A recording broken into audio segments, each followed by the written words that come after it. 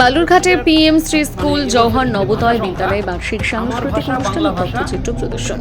বালুরঘাটে PM Shri school Jawahar Navodaya বিদ্যালয় দক্ষিণ দিনাজপুরের 31 মার্চ মঙ্গলবার সকাল 10টায় বিদ্যালয় প্রাঙ্গণে বার্ষিক সাংস্কৃতিক অনুষ্ঠান আয়োজিত হয়।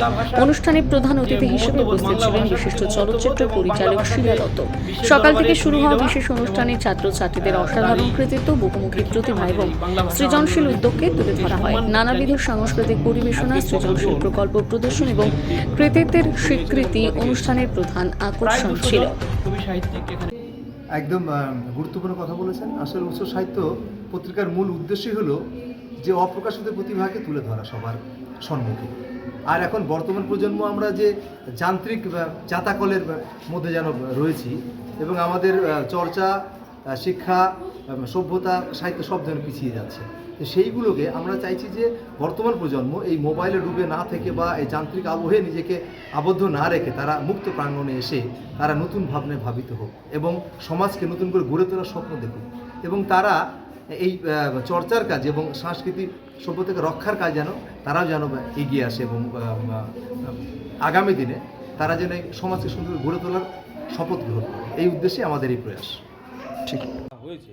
উৎস সাহিত্য পত্রিকার মানে এবছরের যে ভাষা সংখ্যা, আমার ভাষা বাংলা ভাষা, এটা 4র্থ বর্ষ 5ম সংখ্যা প্রকাশ হতে চলেছে। এই সংখ্যার মধ্য দিয়ে আপনারা কি তুলে ধরতে চাইছেন? এই সংখ্যার মধ্য দিয়ে বাংলা ভাষার যে মমত্ববোধ, বাংলা ভাষার প্রতি মমত্ববোধ এবং বাংলা ভাষাকে বিশ্বের দরবারে ছড়িয়ে দেওয়া এবং তারই প্রেক্ষিতে আমাদের এই বাংলা ভাষা আন্দোলনকে সম্মান জানিয়ে আজকে কতজন কবি সাহিত্যিক অংশ নিয়েছেন এবং কোথা থেকে এসেছেন তারা? প্রায় 200 জন কবি সাহিত্যিক এখানে সম্মিলিত হয়েছেন। তারা কোথা থেকে এসেছেন? তারা আমাদের রাজ্যের প্রায় বিভিন্ন জেলা থেকে এসেছে।